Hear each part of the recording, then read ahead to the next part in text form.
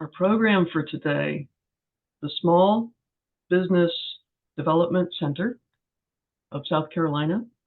Ben is the director of the Clemson Region Small Business Development Center. And for over 10 years at Clemson and also Lander, he lectured various business courses, including marketing, economics, finance, international business, and strategic management. He graduated summa cum laude from Winthrop with a Bachelor of Science in Business Administration, and later attained a Master of Business Administration from Clemson. Prior to joining the Small Business Development Consortium in 1998, Ben served as a banking officer in Greenwood, South Carolina.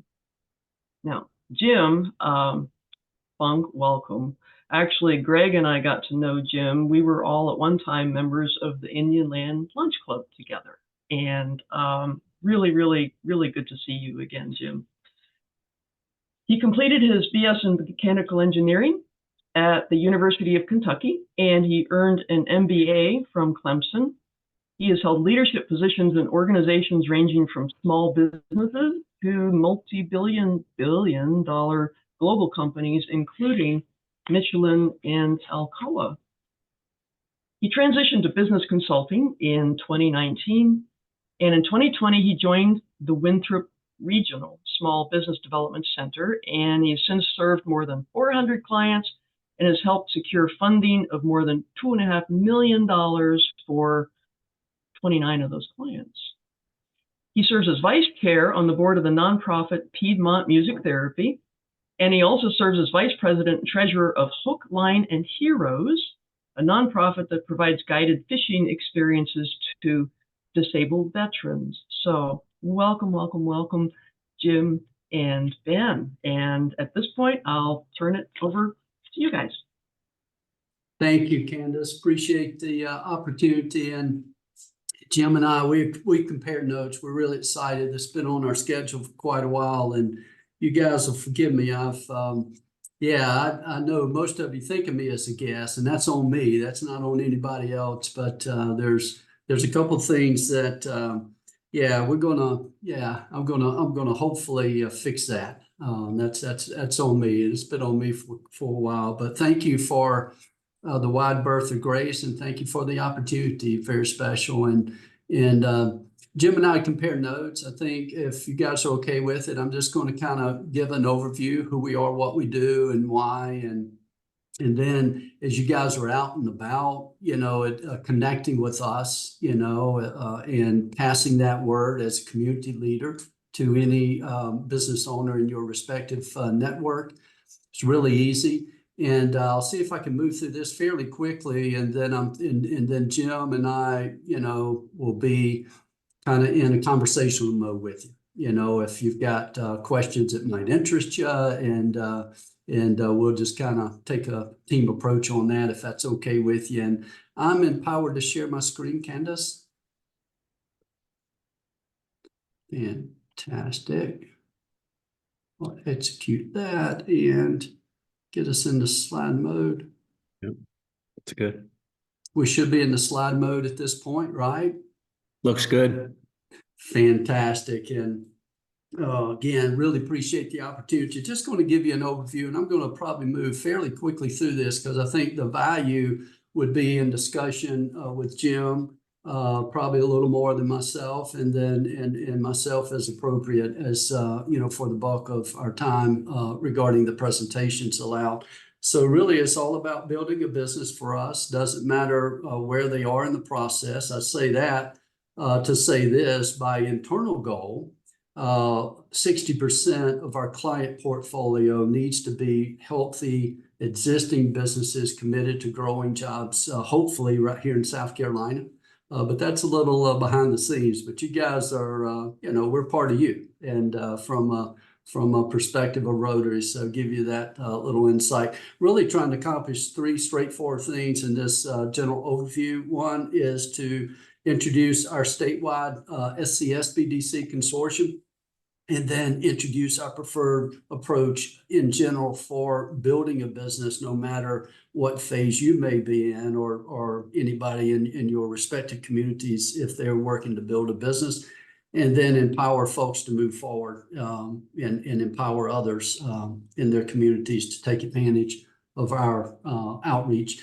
Here's the thing, kind of key it up as the problem. The problem is, this is long-term small business administration deep dive data. It goes back 4 decades and counting, and honestly, it's been consistent year over year. This is per the Office of Advocacy from the SBA. And it may surprise some of you to understand, in the most fertile environment for entrepreneurship in the world, less than 3 in 10 businesses started in the U.S. will celebrate a 10-year anniversary. And so that's a little bit depressing, but the good news is this, is understanding also that particular data set provides insight as to what the issues are. And there's been a concerted federal and statewide and institutional commitment from our 4 consortium universities to do all we can to help our small businesses mitigate those circumstances. So those key drivers of failure per SBA long-term data have been really consistent. A lack of understanding of who the real target market is.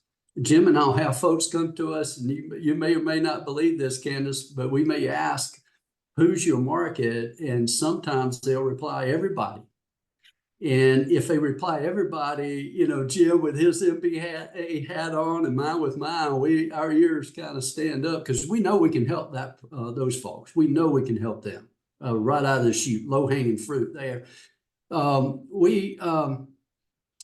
The other thing that is really important, and again, these fans, lack of understanding of who the market is and an inability to articulate why that particular market should do business with them when they have other options.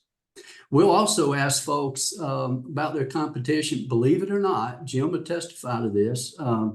They'll say, I have no competition. And again, MBA hat on, Jim's MBA, we can help those folks just right out of the chute. So really those key things, we wrap that around kind of market feasibility and kind of understanding the progression of project feasibility, if expansion, or even if it's an entry strategy.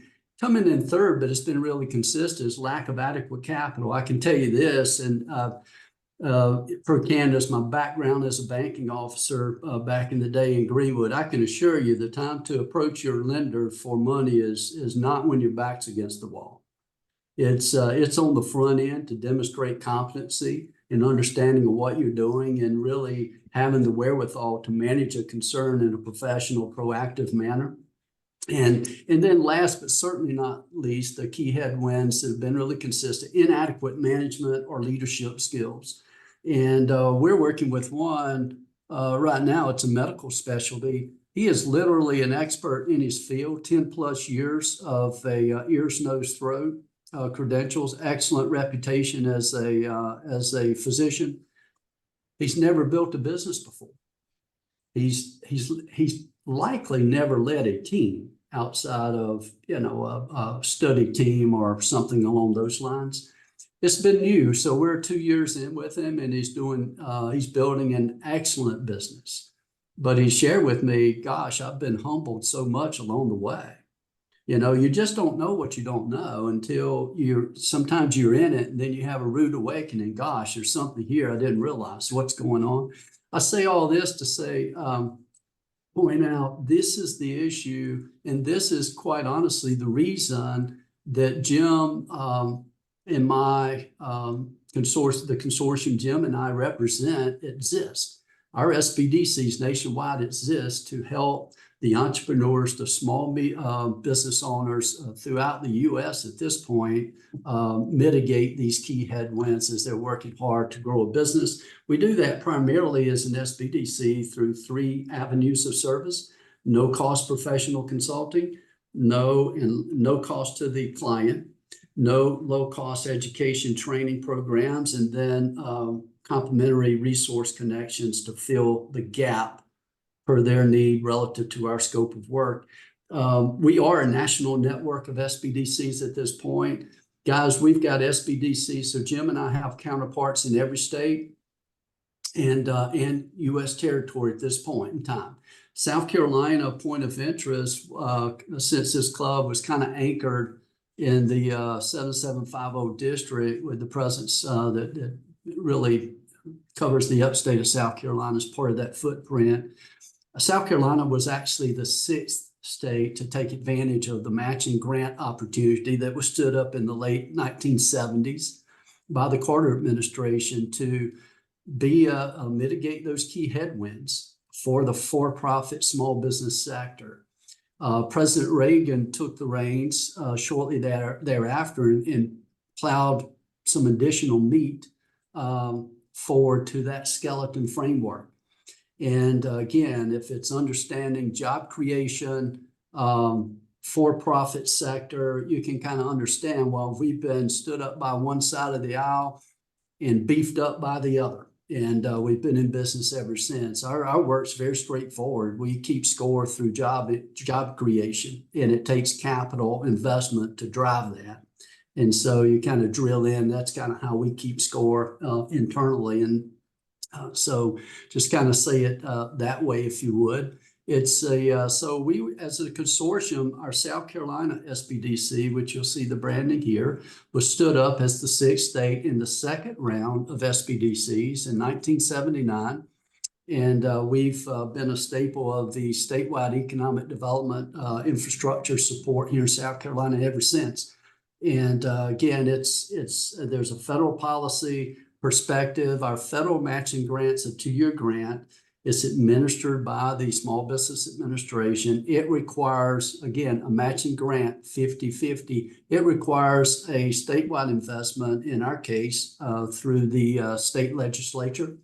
And we have to earn our keep every year. So we have a third-party national consultant that lays hands on SBDC impact. And we also put forward our return on investments. That's severely understated because it only assumes confirmed jobs, state and federal income tax off of jobs. It doesn't count for property tax on capital equipment. That would include commercial real estate and other capital equipment. And we get involved a lot in support of access to capital regarding that particular infrastructure build out. We get zero credit on that, the way we opt to keep score, and we take no credit either for sales tax impact in support of sales growth for clients that we're working with or that are aligned with the retail tangible product that would be taxable. So it's severely understated return on investment, and it's by design. It's our preference to do that, but it helps us when we're speaking to a committee chair in Columbia and or any given elected official, whether it be federal or state, to share how conservative we are in estimating and sharing our worst case return on investment to the taxpayer, whether it be a state or a federal policy maker that we're working with.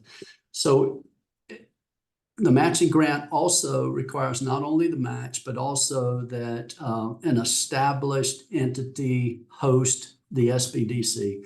That preference is an established higher ed entity. It's not required, but it's preferred. We're fortunate in South Carolina, as our statewide consortium was stood up in 1979, we were hosted by the respective colleges of business at Clemson, SC State, Winthrop, and University of South Carolina. And guess what? That team has remained intact over all these years. And again, it's all about from a university and college of business perspective, it's about leveraging expertise to the benefit of the communities and in our state and beyond. So if you think about from an accreditation standpoint of most colleges of business and universities, there is a societal impact. There's a public service component to some of those. At Clemson, we are a land grant university. Our friends at South Carolina State are also a designated land grant university. So what that means in our world is we have a special commitment to give back and to serve public service commitment. We're not part of the official PSA or Public Service Administration that's part of typically our College of Agricultural and Forest Life Sciences that stands up the National Cooperative Extension Service. But we were literally designed on the federal level in the 1970s to model that cooperative extension service. That's why they really prefer the expertise to be framed with a college of business at an accredited university when possible. So that's a lot more about us, and I usually drill in, but I really think given who's attracted to be a member in Rotary, although I don't know some of you, and that's on me, not on you. It's just all about, giving back to the community as a community leader, service above self. Really want to kind of empower you and give you that background, because I think that will help you decide if you would like to share our story in your own way. If you know folks that are building businesses that we could own. Our services are very straightforward. I think leadership and management, anything from a strategic big picture level, and drilling that down as an inverted pyramid to tactical and then those operational components to make it happen. We prefer to lean in with the client in a collaborative manner. We leverage collaborative planning as our preferred process to drive feasibility around expansion and opportunity and our entry strategy decisions that those folks would need to make. And even if they're self-funding an expansion or startup, even if they're self-funding, we advocate assuming you would require lender funding as a proxy to project feasibility. And so it gets to the heart of if they decide to go with an expansion project or even entry strategy, then all that work through the collaborative planning process translates to a very professional deliverable that is required by most lenders. And that is rolled up in support of access to capital. So we want to, again, one of those key headwinds that keep a business stood up in the U.S. from celebrating 10 years. One of the key headwinds, access to proper capitalization on the front end. It's baked into how we go about our business. So you kind of see this, there's rhyme and reason. Again, it doesn't matter if they're start, grow, or really got their eyes on exit within 5 years of exit at this point. Doesn't really matter. Our process in general holds. We also bring additional specialty services to bear per project need or client need. And you see some of those international trades more resonant around exporting. Government and honestly B2B corporate procurement support, agribusiness, rural tech commercialization, social economically disadvantaged enterprise initiatives, and then cybersecurity. So again, terms and conditions, ours is very straightforward. There's no fee ever to our clients. As a matter of fact, we provide that in writing to them in our standard client agreement. And we also commit to confidentiality, and they should expect that at the same level they would expect from any other professional they're working with, whether it be their attorney or CPA. And we provide that in writing. We also provide professional training, could be no or low cost, access to complementary support resources. And we ask them to commit to the process, to collaborate. We're not going to beg them. It's their dance, and honestly, we're there. Parts of the dance, we may be a little better positioned to lead, but at the end of the day, it's their dance. And, we're not going to beg them, that's the thing. But, we try to be professional and be prepared when we've agreed, to a collaborative piece of work and go from there. We also require response or ask for responsiveness, client satisfaction surveys. We try to keep that to a minimal, and we have to keep score. So Jim and I, we have to earn our keep every year in Columbia, every year. And we actually are set, our return on investment, this may interest you, Candace, we're not designed to be a profit center by any stretch of the imagination. Again, we're part of the economic development infrastructure. But if you think of it this way, our return on investment has trended just south of between $8 and $10 of return, minimally stated, as I explained earlier, to the taxpayer of South Carolina. That's a great story. I'm always excited when I get a chance to sit down with one of our elected officials and share our story, because at the end of the day, we're returning an income through our work in serving the folks that are taking the risk upon themselves and their families to build something bigger than them, and in their way serve the folks they serve and create jobs on top of that. So we're really excited. So we have a process, and we ask them, hey, we'll keep it confidential. We aggregate the data, it's secured. Their name's not attached to anything that goes out public facing. But we need them to commit to help us help them, help us be here to help them. So here's the general approach. I'm not going to beat you about the head in this. Again, given the topic, this is more of a why do we exist? How are we funding? Are we earning our keep type of conversation from my perspective?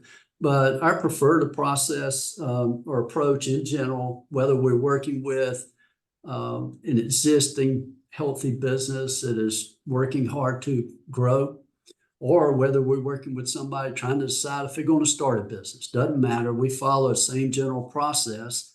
And that's, we just refer to the old carpenter's rule, measure twice and cut once. And we try to get our arms around on the front end. I know Jim and their team, they use a lean plan. I think now it's designed from a live plan. It's a proprietary business plan software vendor. And we've actually followed their lead. We're using a very similar, and we hope that it will be absolutely identical to. So we're trying to gather everything they know up front when we're working with a client or can find out in a hurry. And we say, if you can't, skip it. This is not meant to be a wall. This is meant to really get you, to a point where we can lay eyes on it in advance, do some background research, understand where you are so we can meet you where you are and help you move forward based on what you're trying to grow relative to your business. It's kind of the initial assessment, and then drilling in from there in a much deeper dive if they're working to grow that business, and kind of start with the low-hanging fruit and move out from that perspective, and then be there also with them as needed to provide some guidance as they implement and control the project. And we advocate strategic growth. I'm not really going to jump into this again. You guys aren't necessarily building a business, but this could bore you. But we do advocate making sure their growth that they're assessing is the right strategic fit for them at the right time, and that they're growing in a scalable manner, and they understand the process or the thought process of scaling growth such that you're actually scaling your resources such that you don't get too far in front of your skis, given this wintertime.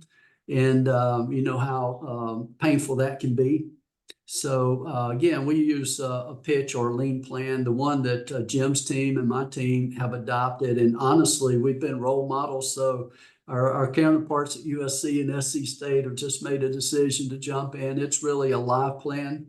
Palo Alto software was the original.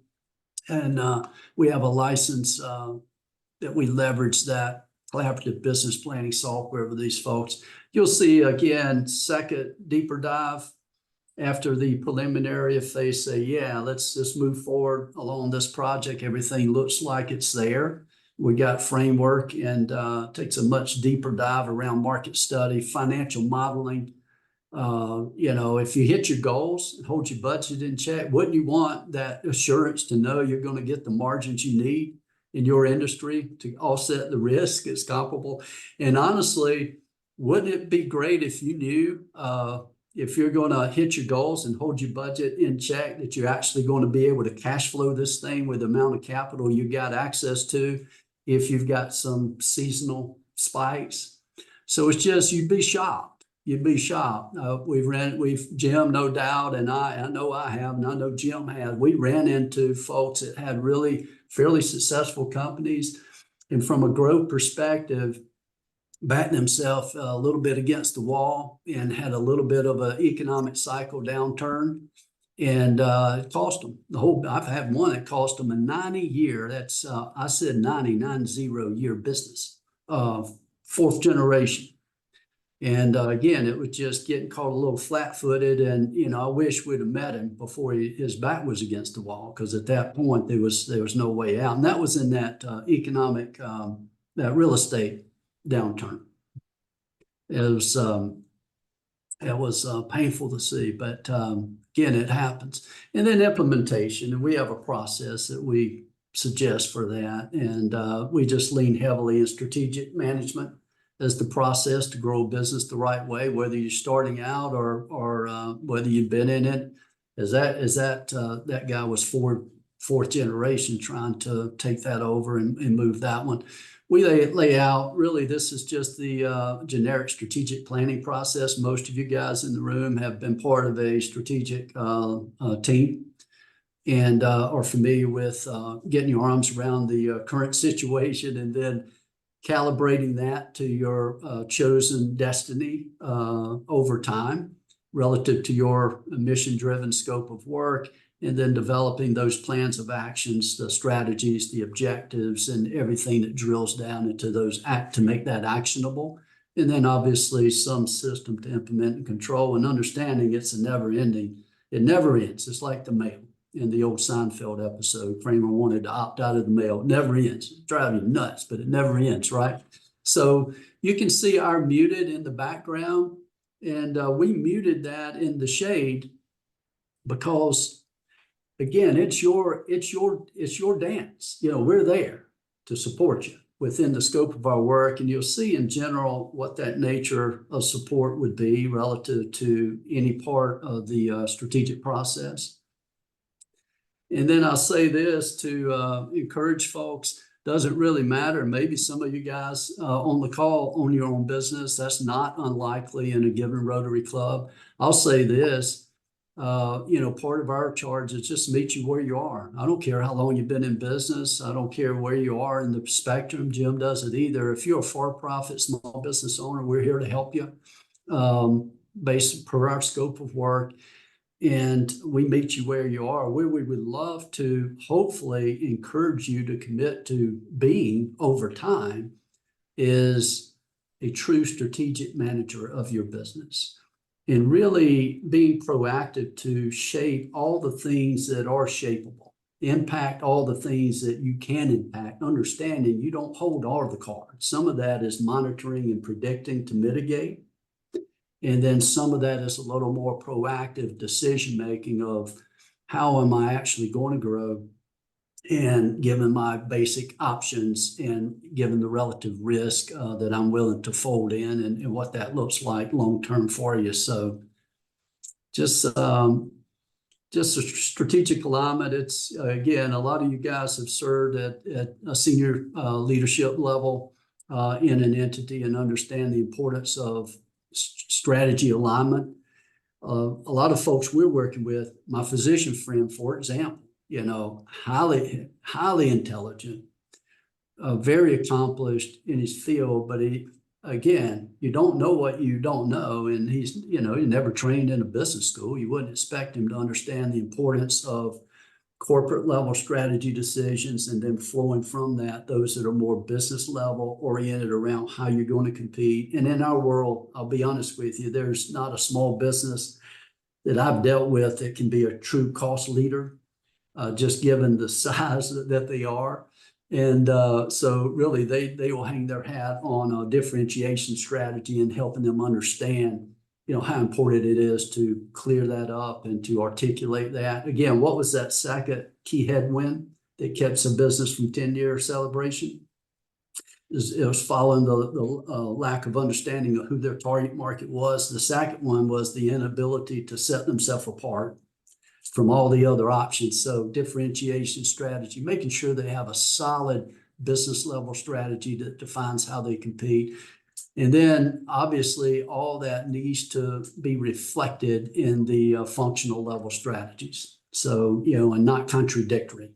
And we we run up on, folks that, again, I just give you a case in point, just working with somebody the other day, and their differentiation strategy on the front end, this was kind of a startup, was to be the premium, the best value, the best of what they were doing. And yet their pricing strategy draft was charge the least. Well, if you're trying to position your brand, as a premium product, and, you're coming down with a pricing strategy doesn't support that, it's confusing. And so, we had to kind of get our head around that a little bit. So that's just a really elementary kind of, case example, or reference. But so again, our third objective today, so introduce our statewide consortium, drill in and give you guys kind of a view on our level, Jim, in mind of how we go about this, the process we advocate and why. And then the third one was, it's just really simple. And honestly, we likely won't send an email recap, but if we were speaking to a group of small business owners, typically we'll just respond with an email. And Jim's team obviously would be, an email coming from winthrop.edu, whoever the point person. And it just sets them up. They can easily, it takes 5 minutes probably at the most to follow a link where they can register for our assistance at no cost. And obviously it's confidential, as I mentioned earlier. And we just kind of take them really from that point forward. So, hey, with that said, I'll stop sharing and then, and bring Jim in. And I know Jim's got a ton of experience with not only small concerns, but brings that, as you guys understand, from much larger entities and leverages it in. But just yield the floor to if you guys have any questions of us at all. Yeah, and Ben, I will say thanks for the great overview. And I often tell people that Ben's on the Mount Rushmore of the South Carolina SBDC. So you guys are lucky to have this opportunity. And yeah, he mentioned the consortium, and he mentioned, the statewide aspect of the organization. That's something that's really a strength. We have roughly 50 consultants across the state.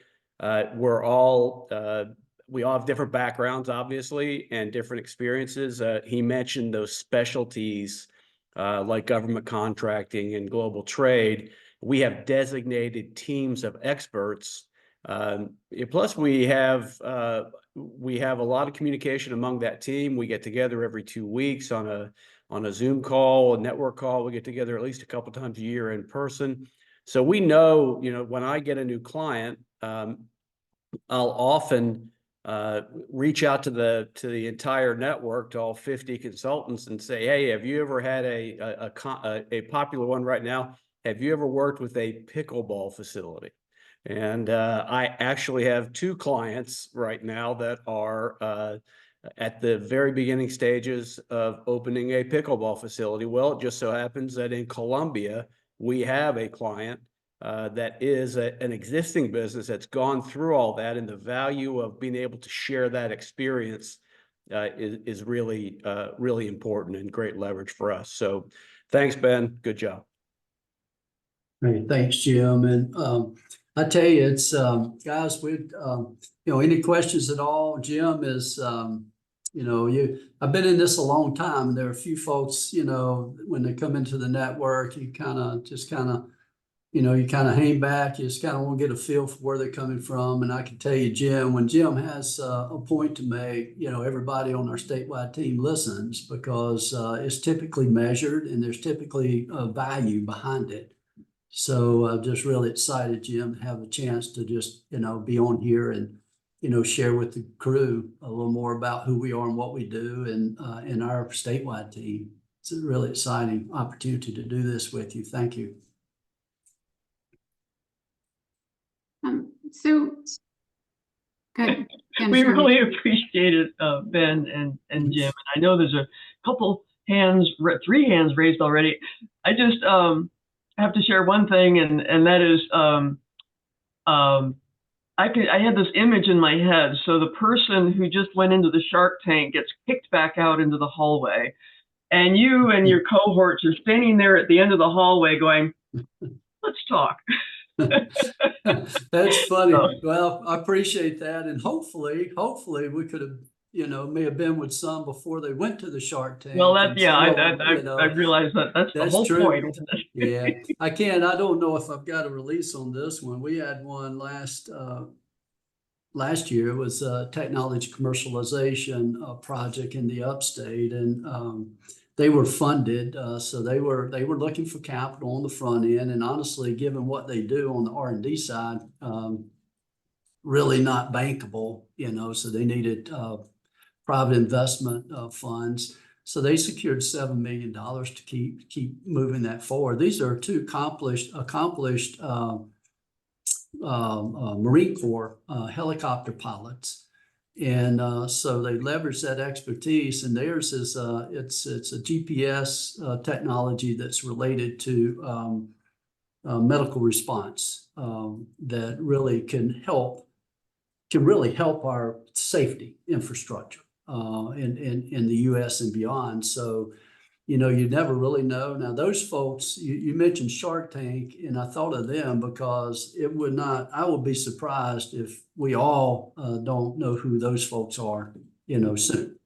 But, and from there, the other end of the spectrum, it could be, somebody's neighbor that, a grandchild say, gosh, Meemaw, you make all these blankets and give them away. Have you ever thought about selling some on Etsy? And, and it could be anywhere in between. But, obviously we have to calibrate our support resources toward, things that skew a little more to job impact. But we're here to serve everybody, and everybody's project is important. And we have the ability by leveraging some select support resources, such as our friends at SCORE. Some of you guys may be familiar with our friends at SCORE. That's also administered by the SBA, but that's the Service Corps of Retired Executives. Leverage those folks again, and it's just about us working together in concert to help make our communities as vibrant as possible, and by support of these small businesses. Excellent. Well, I know Julia has her hand up, and then Alberto and Lene. So Thank we you. got a lineup here for you. Okay, so my question kind of probably follows just what you were saying there, Ben, about, when you think of small business, I now am in McCormick, South Carolina, it's very rural. And so I think, small business is usually family owned, but where do you guys kind of see that spectrum to where you go, you're not really in the small business? Like, is there like a cutoff of number of employees or size of scope that you say you're not really our thing? Yeah, sure. That's a great question. And since we are administered officially through by the Small Business Administration, we use the SBA standards for support, not necessarily their loan standards for size standards. Those are a little different. And it varies by business type. So every business can be classified by a NAICS code that some of you are likely familiar with that system, but not to get you in the weeds on it. So by NAICS code, it'll give you a per annum revenues. And honestly, some of those are drifting into the 30 million per year now. And they hovered in the 20 million at the top end, and they could be less depending on the NAICS code.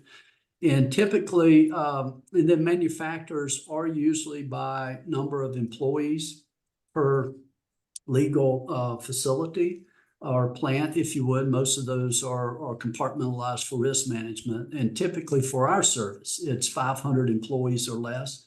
For some of the loan programs, it could be capped at 100 employees.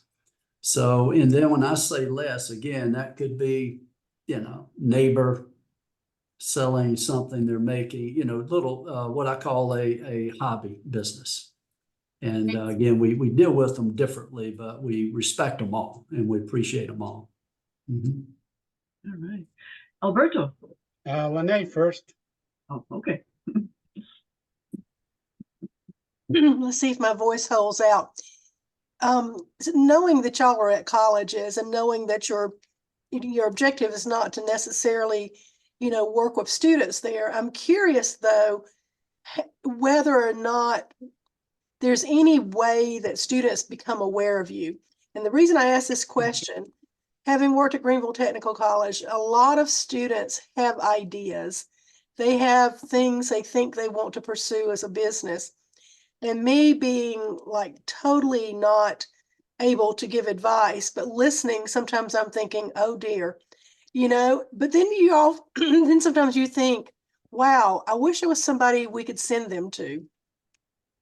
And so how do you make yourselves aware to those younger folks who don't necessarily maybe gravitate toward organizations to seek help? Hey, Ben, I'll take that one. Yeah, very, very interesting question, because this is another point of emphasis for us. Certainly at Clemson and University of South Carolina at Columbia and at Winthrop, we actually employ students, graduate associates, and undergrad students as interns, and we pay those folks and we give them some coaching, and they provide support to our clients. So that's another leverage that we have to be able to provide services to our clients. I know that many SBDC consultants are also adjunct professors. I know that at Winthrop, for example, our region director and our area manager both teach entrepreneurship classes. And so that's another, and that's common at the other consortium members. So that's another way that we get the word out. And we host a lot of events on campus. A few months ago at Winthrop, we had a lender matchmaker where we invited members of the lending community to come in a kind of a trade show setup. And the public was welcome at no charge to come and meet with those lenders. And that's another exposure on campus for us. So we're well connected at those universities. It's one of the really fun things about working for the SBDC. We're on campus. There's a lot of energy on campus, and so we enjoy being there. Thank you. Thank you. Alberto. Well, Ben and Jim, first off, thank you so much for a terrific presentation. And I have a little personal story to share. Now I'm retired, but I was basically, my business was a engineering consulting business, and project management. So my clients were manufacturing industry. And as you remember, everybody remembers in 2020, in the middle of COVID, all the industry basically came to a grinding halt. So most of the investment stopped and everything. And of course, if an industry is not investing in a project, I was actually heavily impacted by that. And so the federal government made some funds available, a lot actually of funds available for small companies. So first thing that I thought, okay, I'll go to the banks, to my banks, and do the application. Well, small companies are small companies, but I was really too small for them. And so they wouldn't even consider me. So I went to bigger lender, and their structure, they would consider me, but their structure it was not flexible at all. So we ran into some difficulties because it was still about companies with a certain number of employees and so forth. So I said, where do I go? And I tried. So I went to SBDC. Of course, I became a client of SBDC. And I said, here's my situation. Can you guys recommend anything? And here comes their support resources, their refers system. That, of course, I contacted Clemson first, and then they referred me to Spartanburg, their Spartanburg office. And so they helped me refer me to a small lender. And so I was able to get my little contribution from the federal government that helped me in a difficult time. So thank you, SBDC, for that. Thanks, Alberto. Gosh, I'm having flashbacks of the EIDL and grant EIDL loan and PPP. And, Exactly, PPP. yeah, and that one, that Paycheck Protection Program, and that was actually administered out of or pushed out of Treasury, and the SBA really, was so. At any rate, well, thank you. Gosh, and you mentioned the business. I had this image, Alberto, when you did the flipping. You cooked the hamburgers for us some years ago when we got together physically up at up in Greenville at the little small lake up on the side of the mountain there. So I was thinking when you said, I was like, Alberto must have got a food truck because man, you're quite the burger chef. No, I was cooking drawings. Yeah. This is, I have a question about the funding and the matching grant with the SBA. I assume that's 50-50. And where does the other half come from? Is it straight from Columbia, or does it filter through the universities, or how does that half of the matching work? Yeah, well, that's an advanced question, Candace. And well, I expect that of you and of this club, honestly. So our funding, it does require, the federal funds require, 50-50 match. Obviously, we don't have to use everything we get as match. If we can get more than that, we can grow our network in that manner. But our state funding, part of that comes from right out of the state budget. It's actually routed through our consortium school of the consortium, which is our friends at the University of South Carolina. And then that's allocated through our state director's office per the guidance of the 4 deans of the host of the consortium schools, really sit at the top of our governance chain. And they have a chair of the deans that is elected every year. And so they agree on the funding split based on population, business density, some of these types of things. And then we have a state director that, kind of comes in with their, and works with them. So that's kind of how we structure. So honestly, a little less than half of the match starting last year's from that line item that's routed through to the fiduciary school for our consortium. And then our friends at the South Carolina Department of Commerce have since, with an increase last year, provide a little more than half of the state match for us now.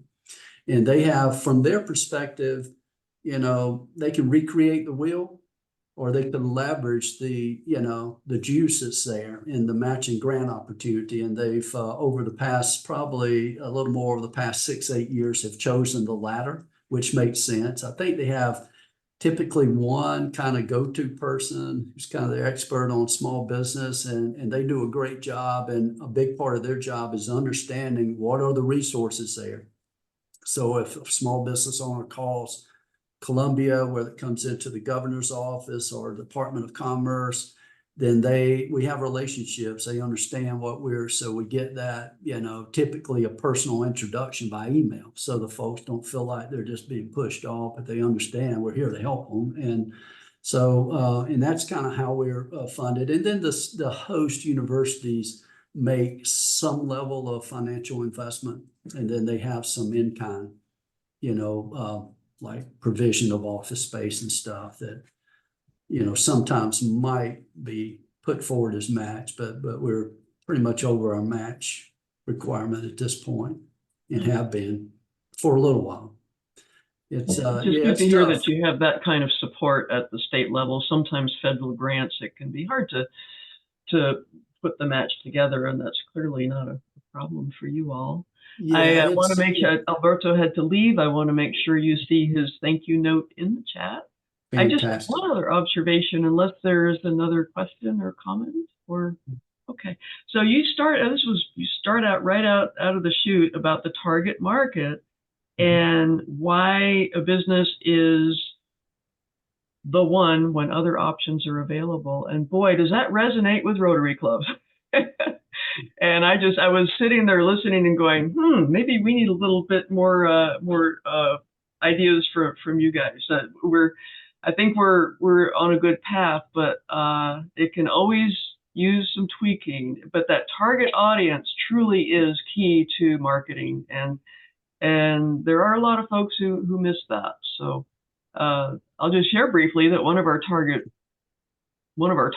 main targets right now is former Rotarians. We learned that over 700 have left the District 7750 in the last year or two. And so we're hoping that the e-club concept is intriguing to them, where they don't have to go out and eat their rubber chicken lunch every week. So we'll see how that goes.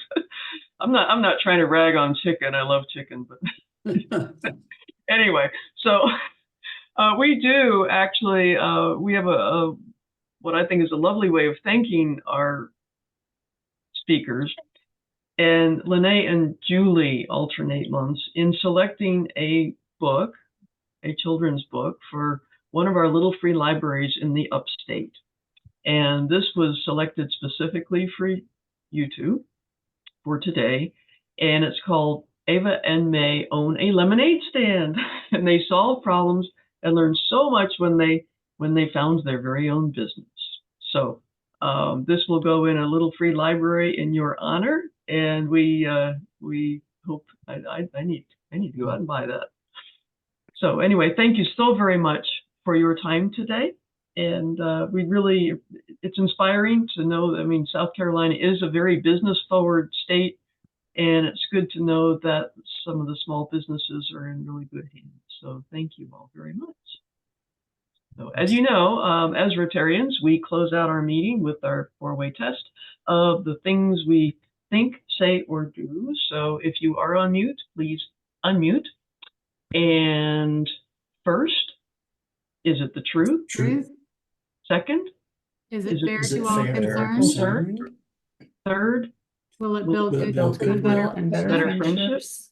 And fourth, Will it be beneficial to all concerned? Thank you all very much. Happy Mardi Gras and happy Valentine's Day tomorrow. And boy, just a good week all around. And whoever you rooted for on Sunday, it was a good game regardless. Okay. Thank you, Candace. All right. Thanks, guys. I'm going to stop y'all. the recording Thank now. y'all. Great Thank you. meeting. Great Thank meeting. you. Bye-bye. Lene?